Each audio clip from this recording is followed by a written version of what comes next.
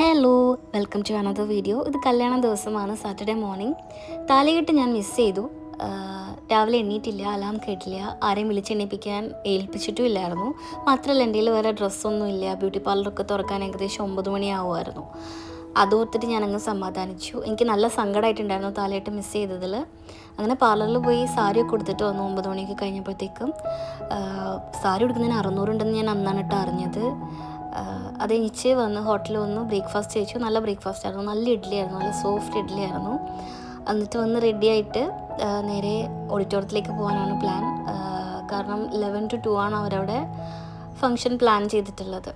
ഇത് പിന്നെ നമ്മുടെ നാട്ടിൽ കണ്ടുവരുന്ന പോലെ ഒരു നോർമൽ കല്യാണം പോലെയല്ല അവൾ നടത്തിയത്.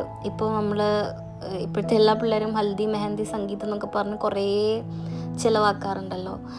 അവൾ അതൊന്നും ചെയ്തില്ല. തലേന്നത്തെ ഒരു ഫംഗ്ഷൻ, നെക്സ്റ്റ് ഡേയിൽ ഒരു ഫംഗ്ഷൻ, ഈ താലികെട്ട്, പിന്നെ ഈ ഒരു റിസപ്ഷൻ, അങ്ങനെ ആയിരുന്നു.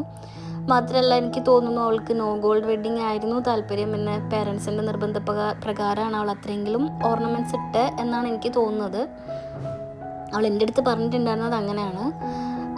എനിക്കും അത് തന്നെയാണ് താല്പര്യം. എന്തിനാണ് നമ്മൾ അച്ഛൻ്റെ അമ്മേൻ്റെയും ഓരോ ആയുസിൻ്റെ കഷ്ടപ്പാടെല്ലാം ഒരു ദിവസത്തേക്ക് വേണ്ടി കളയുന്നതെന്ന് എനിക്കും തോന്നാറുണ്ട്. പിന്നെ ഗോൾഡ് ഇൻവെസ്റ്റ്മെൻ്റ് ആണെന്നും പറഞ്ഞിട്ട് അവരുണ്ടാക്കിയതെല്ലാം നമ്മുടെ ഇൻവെസ്റ്റ്മെൻ്റ് ആയിട്ട് എടുക്കേണ്ട കാര്യമില്ലല്ലോ. അവർക്കുള്ള ജീവിതം അച്ഛനമ്മയാണെങ്കിൽ പോലും അവരും ആദ്യമായിട്ടല്ലേ അച്ഛനമ്മയാവുന്നത്. അവർക്കും ഒരു ജീവിതമല്ലേ ഉള്ളൂ എന്ന് മനസ്സിലാക്കേണ്ടത് മക്കളുടെയും കൂടി കടമയാണ്.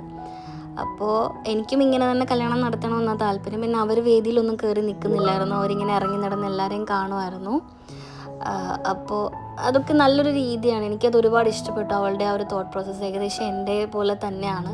ഞാനും കല്യാണം നടത്തുമ്പോൾ ഇങ്ങനെ തന്നെ ആയിരിക്കും. ഒരു ടിപ്പിക്കൽ വെഡ്ഡിങ്, കേരള വെഡ്ഡിങ് എനിക്ക് താല്പര്യമില്ല. പിന്നെ വേദിയിൽ ആരും ഇല്ലാത്തതുകൊണ്ട് കുറച്ച് പേരൊക്കെ കയറി നിന്ന് ഫോട്ടോ എടുക്കുന്നുണ്ടായിരുന്നു. നല്ല രസമായിരുന്നു അത് കാണാൻ. പിന്നെ ഫുഡ് പോലും നമ്മൾ നാട്ടിൽ കണ്ടുവരുന്ന ഒരു നോർമൽ സദ്യ സ്റ്റൈലല്ലായിരുന്നു. സദ്യ ഉണ്ടായിരുന്നു, പക്ഷേ ഇതായിരുന്നു എല്ലാവരും പ്രിഫർ ചെയ്തിട്ടുണ്ടായിരുന്നത്. അങ്ങനെ അതൊക്കെ കഴിഞ്ഞിട്ട് നമ്മൾ നേരെ റൂമിൽ വന്നിട്ട് കൊച്ചിയിലേക്കല്ല തിരിച്ചു പോകുന്നത്. എന്തായാലും പാലക്കാട് വരെ വന്നില്ലേ, എന്നാൽ പിന്നെ ഒന്ന് കോയമ്പത്തൂർ പോയിട്ട് വരാമെന്ന് വിചാരിച്ചു. എനിക്ക് ഈശോയിൽ പോകണം എന്ന് ഭയങ്കര ആഗ്രഹമായിരുന്നു നേരത്തെ. പിന്നെ അതങ്ങ് പോയി. അങ്ങനെ ഭയങ്കര പോകണം എന്നൊന്നും ഇല്ലായിരുന്നു.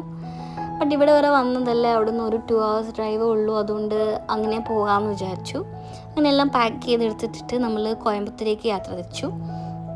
കോയമ്പത്തൂരേക്ക് പോയതും അവിടെ കണ്ട വിശേഷങ്ങളൊക്കെ ഞാൻ അടുത്ത വീഡിയോയിൽ പറയാം. കാരണം ഇപ്പോൾ തന്നെ ഇത് കഴിഞ്ഞ ദിവസം ഞാൻ വീഡിയോ ഒക്കെ ഇട്ടപ്പോൾ എല്ലാവരും പറഞ്ഞിട്ടുണ്ടായി ഭയങ്കര ലോങ് ആണ്, അതുകൊണ്ട് കുറച്ച് വീഡിയോയുടെ ലെങ്ത് കുറയ്ക്കാൻ. അപ്പോൾ ഞാൻ അങ്ങനെ ഈശോയിലെ വിശേഷങ്ങളൊക്കെ ഞാൻ നെക്സ്റ്റ് വീഡിയോയിൽ പറയാം. പിന്നെ ഈ ചാനൽ ആദ്യമായിട്ട് കാണുന്നവരുണ്ടെങ്കിൽ തീർച്ചയായും സബ്സ്ക്രൈബ് ചെയ്യുക. ഓക്കെ, അപ്പോൾ see you soon as always. By.